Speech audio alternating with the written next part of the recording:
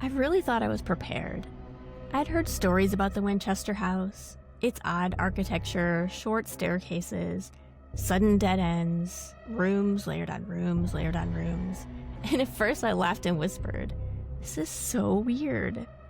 I even joked about getting lost. And then the mood changed. The hallways felt longer the second time I walked them. My footsteps echoed wrong. I heard movement, but it was never close. Always just far enough away that I couldn't quite place it. I started catching shapes in the corner of my eye, shadows that shouldn't exist in flat light. And the worst part was how alert I became. My skin prickled, my hearing sharpened, my brain almost felt like it was holding its breath. It wasn't fear that something was going to jump out at me. It was the fear that something was studying me, almost learning me, letting me wander deeper so it could understand what kind of person I am. When I'm nervous, when I'm hesitant, when I start to feel very, very small inside something enormous. And then there's that moment people talk about. The moment I finally understood the unsettling truth. I wasn't lost. I was being led. Somewhere farther inside than anyone should ever go. Turn after turn, door after door, deeper and deeper. Like it was guiding me somewhere it had already picked out. Just for me. I'm Liz. I'm Ash. And this is Don't Get Haunted.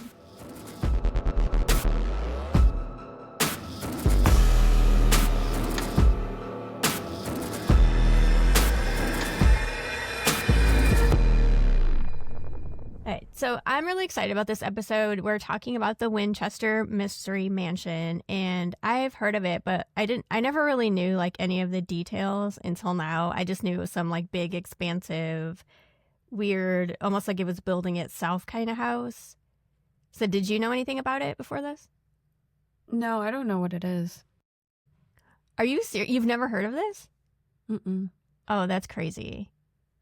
That's like really crazy. It's like part of like American history.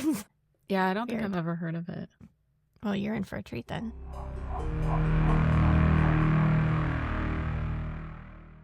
The Winchester Mystery House is in San Jose, California, in a quiet neighborhood where it looks out of place.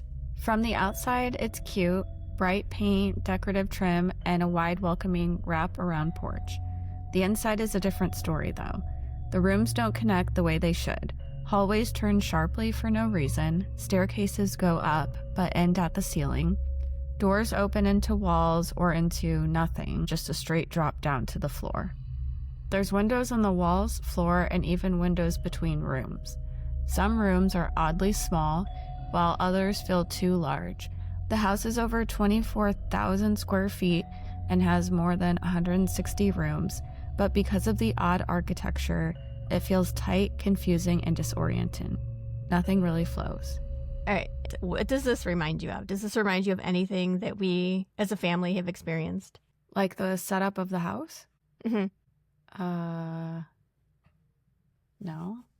Do you remember when we were house hunting in Peoria and there was that weird house that I really liked with all the secret compartments? Yes. You and Azaria loved this house, and it had all those like weird staircases, and they would go into nothing, and then you'd go up upstairs, and it would just be this like little box of a room, and you'd have to climb through like an air duct to get to the rest of it.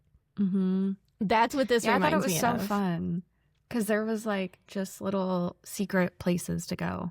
I mean, it was probably like fun for a kid, but that place, it was a maze, and that's exactly what this reminds me of, because it seems like that house was really big, but it felt small because like all the rooms were tiny and they didn't go anywhere. It was like so bizarre. I did look up 24,000 square foot house looks like, because I can't even like imagine. And they said like a normal house is really about big. It does sound big, but they said it's like 5 full basketball courts. And when I think of it that way, that doesn't sound, but that doesn't sound that big. I think it sounds big because I try to think about like your house, right? It's like probably 2,000 square feet. Yeah, it's like 2,400, I think. So that's like it'd be like 10 of my houses. Yeah, that's a lot. I guess. But if you see this house, I'll put a picture on YouTube, but it almost looks like a college campus or something. Like, it's huge. It's so big. Yeah. Reminds me of that show, Ghosts. Oh, yeah. I love that When show. they, like, it's so good. Yeah, inherit the mansion. I think it's like a zillion times bigger. It's humongous. Let's just get into the history a little bit. Sarah Lockwood Purdie was born into a well-educated, well-off family in New Haven, Connecticut. She was known for being intelligent, musically gifted, and fluent in several languages. She met William Wirt Winchester in her early 20s. William was kind, quiet, and came from money, and his father was the founder of the Winchester Repeating Arms Company, so those guns. They married in 1862 and were genuinely happy together. Like most marriages, their life was comfortable and predictable, and then slow tragedy began to dismantle it piece by piece. In 1866, Sarah gave birth to their only child, a daughter named Annie. Annie lived just 6 weeks, but died from a rare childhood illness that left them completely devastated. Friends said Sarah never fully recovered from the loss, and for years she lived in a state of mourning, clinging to her marriage and her routines. In 1881, William fell ill with tuberculosis. It was a slow illness that drained him over time, and Sarah watched him fade away too. At 41 years old, Sarah had lost her husband and found herself all alone. After William's death, she inherited millions of dollars plus a steady income that would be equivalent to thousands per day in today's money. But the wealth didn't come for her, and friends noticed her withdraw, and she became very isolated. She dressed almost exclusively in black and avoided public appearances, and at that time, spiritualism was popular, and Sarah was drawn to it. Not because she was reckless, but because she was broken. I can see like someone like feeling so alone that they needed to turn to something, you know? Because I feel like they were like her whole family. It was like the love of her life and then her kid. And I feel like even today people go to like mediums and stuff like that whenever something happens. So I don't think she was like crazy or anything, you know?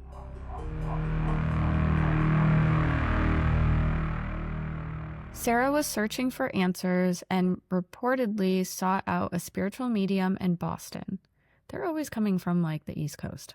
Little side note, I had these people come into Mandy's, the wine bar that I work at, and there was like 2 ladies, and I've seen them before, like they've come in before, and they have like thick accents from like New Jersey or Boston or somewhere over there.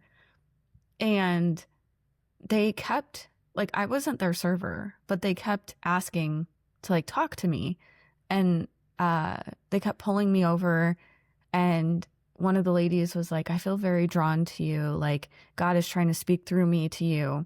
And I was like, okay, like I haven't really had an experience like that, so I'm like, sure, if that's how you feel. And she's like, I'll get back to you on what he says. And I'm sitting here thinking they're not going to get back to me. Probably like 20 minutes later, she calls me back over. She's like, hey, I just want to let you know that God is speaking to me, and it's about your living situation. And I have been like jumping around from friends' houses to dog sitting, and like haven't had a stable place to live just because I'm in between like the flight school stuff. And so when she said that, I was like, oh my God, there's no way that, like, I didn't talk to these people at all. There's no way they can know that I like don't have a home right now. So hey, I don't know. I just thought that was crazy. Have you ever seen Long Island Medium? Yeah. No, that's okay. No, it wasn't her. But it was. I was going to say maybe it was her. No, but it did remind me of her, because that was the first thing I thought of was, okay, is this girl trying to be like Long Island Medium or, you know what I mean?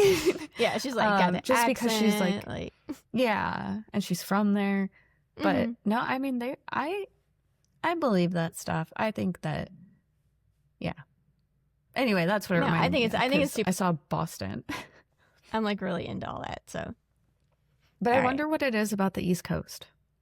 I don't know. Oh, what about Salem? Like Salem witch trials and all that? Maybe. Isn't that Kansas? You think the Salem witch trials are in Kansas? Yeah, I thought it was in Wichita. Is it not? Maybe just because it says Salem. Witch. That's what I think. The Salem witch trials are in Salem, Massachusetts. Missouri?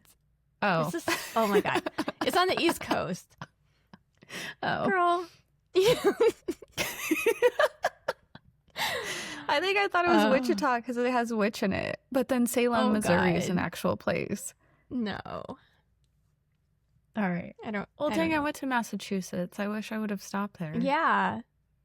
That's all over there because that's where like our country started, you know, like they all came over on like the Mayflower or whatever. You know what I'm saying? Not necessarily Mayflower, but you know what I mean? Like all of them.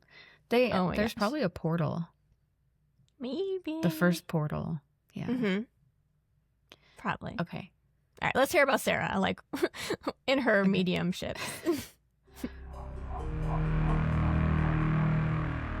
So during her seance, the medium allegedly told her something chilling. Sarah wasn't unlucky, she was marked. The spirits of those killed by Winchester rifles were said to be restless, angry, and were coming for her. The only way to survive was to build them a house, not as a monument or memorial, but a living house that never stopped changing. And if the construction ended, the spirits would catch her. Within weeks, Sarah packed up her life and moved west, eventually buying a modern farmhouse in California. And that's when the building began and never ended. For nearly 38 years, construction on what would become the Winchester Mystery House continued almost nonstop. Sarah was kind to her workers and paid them generously, but she never gave them a master plan. There were no blueprints, and rooms would be added, torn down, then rebuilt without explanation. Staircases were designed halfway through construction, and entire wings were sealed off and abandoned. At night, Sarah often worked alone. According to workers, she would lock herself in a small, dark room and hold seances. She believed she was listening to instructions meant only for her. In the morning, she would emerge with sketches. They were sometimes backwards or sideways. They really didn't make sense at all. The builders followed them. No one questioned her. She seemed terrified of what would happen if she stopped listening to what was guiding her.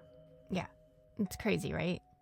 That's why I'm surprised you hadn't heard about this house, because it's supposed to be like the house that never stopped building. I always thought it was kind of like building itself kind of thing, but it's like, I mean, obviously now I know more about it since we looked it up, but what do you think? Do you feel sorry for her, or do you think she's like crazy? Well, I mean, she's probably scared, so I do feel bad. Regardless of if she's crazy or not, she's still scared. Well, and I feel bad because, like, she goes to a seance and the medium's like, you have to build this house or they're going to come get you. And then the medium lives in the house. Like, oh, yeah, right. Keep building over there. Like, right. If you don't build me a clawfoot tub. A what? Clawfoot tub. Oh, that's what I thought you said. But then I thought you just got your words mixed up. No, it's a clawfoot tub. I don't know what that is. Those big bathtubs with the claw feet. Oh. Okay. I'm just saying they wanted like a designer bathroom. Whatever, my joke didn't land. All right. It did. I just thought you got your words mixed up and you were trying to say 12-foot tub. No. So I was like, ew. Do you want to repeat that?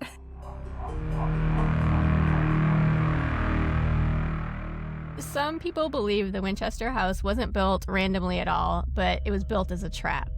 Doors that opened to nothing, staircases that climbed and then stopped, and windows placed on floors, ceilings, and anywhere where they don't belong. The theory is that the spirits can't navigate spaces like these. Sharp turns confuse them, and endless hallways loop them in circles. But others believe the chaos had nothing to do with the trapping spirits at all. They think it was meant to protect Sarah. According to those who knew the house, Sarah never slept in the same room 2 nights in a row.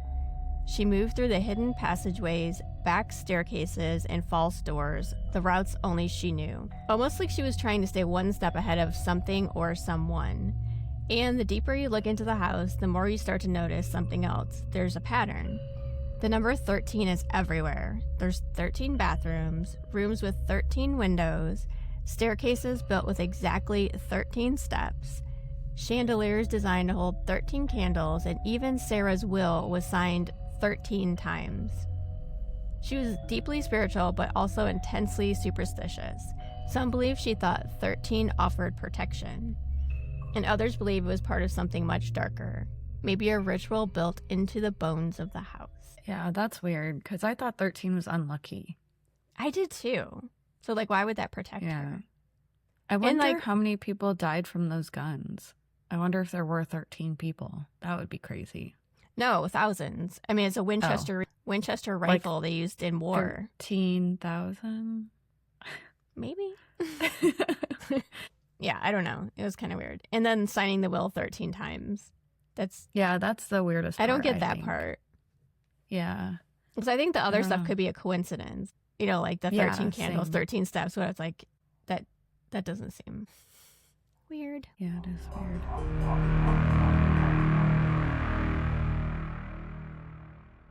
Sarah Winchester died quietly in her sleep in 1922. And for the first time in nearly 40 years, the house stopped. The tools went silent, no more rooms added, no more staircases changed overnight. Without warning, the construction simply ended. And for a brief moment, the house felt empty. But according to visitors, it didn't stay that way for long. If the legends are true, the Winchester house was never meant to hold just one ghost. Believers say it's home to hundreds, maybe thousands of spirits, the lingering souls of soldiers, men, women, and children whose lives ended suddenly and violently by Winchester rifles. Unlike most hauntings, these spirits don't stay in one room. They move and wander throughout the house.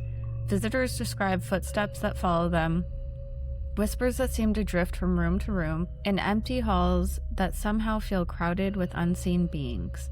Some psychics claim that spirits aren't angry, they're just restless and disoriented.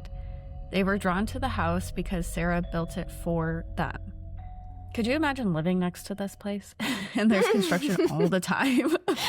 As I was reading that, I'm like, that would suck, actually. I didn't even think about that. That's true. Because, like, when you live in an apartment or something, and, like, the people next door is like, God, are they freaking building again?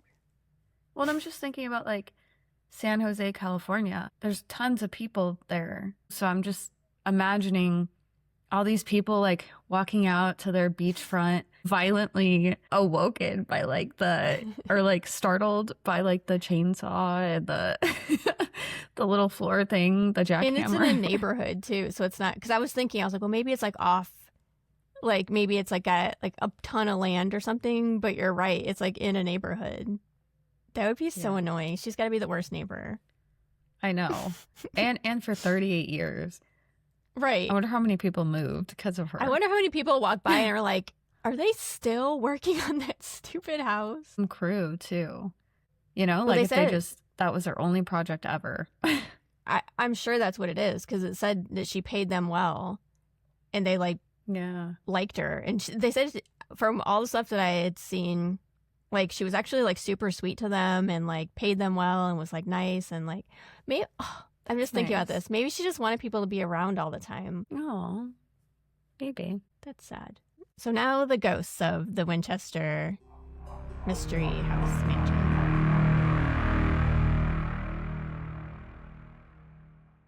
One former tour guide always told this story.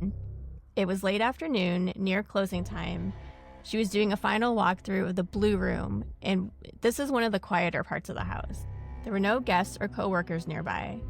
As she stepped inside, she immediately felt a heavy sensation. The temperature dropped, and she heard slow footsteps moving behind her. When she turned around, no one was there. She said she felt like someone leaned close to her ear, and a man's voice whispered, calm and polite, "We don't sleep here." She got the heck out of there immediately. She said later she learned that the Blue Room was believed to be a gathering place for the spirits, in one of the rooms that Sarah completely stayed away from. So she never went back there alone. Weird. There's some general activity reported by staff regularly, like footsteps in empty rooms, doors slamming on their own, voices whispering through the walls, almost like you're hearing like a conversation from the room over. Shadow figures, a tall dark shape out of the corner of your eye, a hand sliding along the banister just ahead of you, which that's freaking creepy. And then someone walking behind you on the staircase that obviously, like, no one should be there. But there's also some specific ghosts in the house. The most famous spirit is Clyde. Dozens of guests and employees have reported seeing a man in overalls and a work shirt pushing a wheelbarrow, carrying lumber, or fixing something quietly in the basement or the courtyard. He looks completely solid, like a normal human, and one guest even complained to management that the worker downstairs ignored me when I asked for directions. But there was no worker scheduled, security checked, and no one was there. The basement doors had been locked all day. Employees have learned not to approach him. If you look too long, he fades away like he was never there. But if you just let him work and watch out of the corner of your eye, he stays for longer.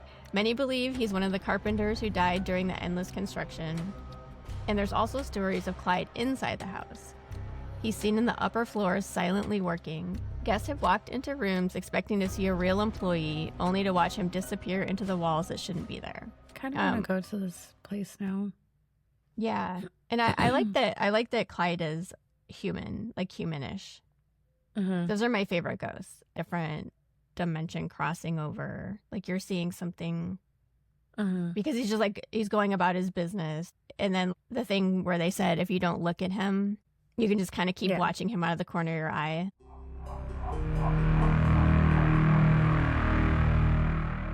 Then there's the woman in a black Victorian dress. She's been seen gliding through the hallways, head slightly bowed, hands clasped in front of her, almost as if she's in mourning. She pauses at unfinished walls, dead-end staircases, the doors that open into sudden drops like she's inspecting them. One night shift security guard claimed he watched her walk directly towards him. He said she passed so close he could feel the air move, but she had no face. That's so I think that's creepy. definitely Sarah. That's what I was wondering. Like, I bet it is because she's inspecting the work. She's just gliding along. She's not, like, messing with them. She's in black. Mourning. Yeah. Yeah, because they said she wore black all the time. I bet that's her. She seems chill, but it's just like the gliding past with no face is like the... Yeah, it's creepy. Gives me the wills.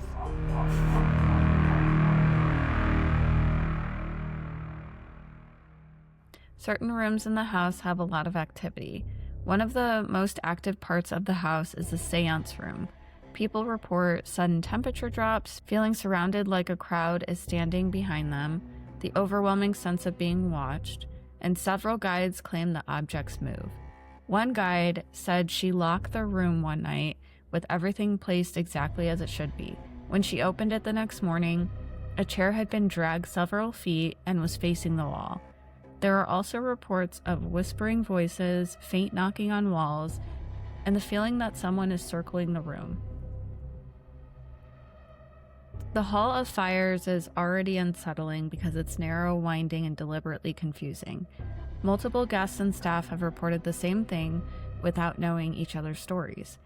A tall shadow figure that steps out from a doorway, stands there for a moment, and then slides back into the darkness. Yeah, it's creepy. Well, I was just thinking, like, possibly, since Sarah built the place, you almost think she built it, like, for her family ghosts to come back. So I wonder if the tall shadow is, like, William Winchester, her husband. Yeah. Because he doesn't seem like he's doing anything bad. He's just, like, there. And then she's there. But he's so never it would be been kind of there. cool. True. But it's So like, I don't think... if she did a seance and she was trying to, like, attract spirits, I would think that she would try to attract the spirits of her, like, husband and baby and, like, you know.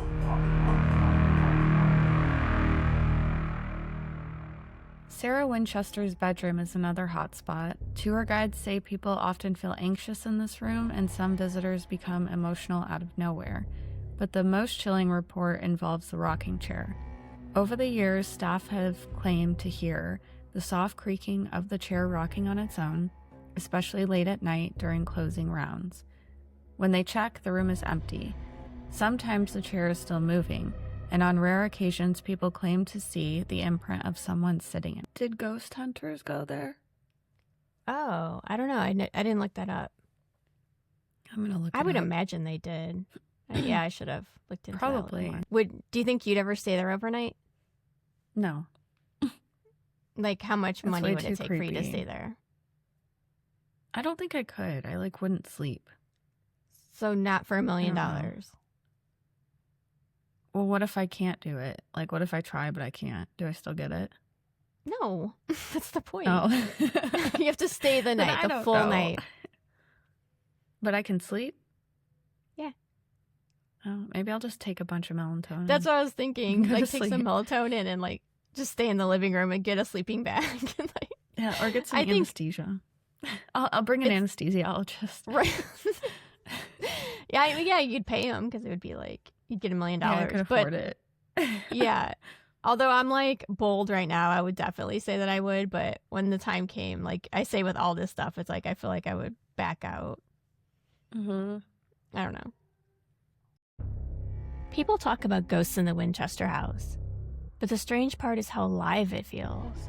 Like it isn't just filled with spirits, it's cooperating and helping them.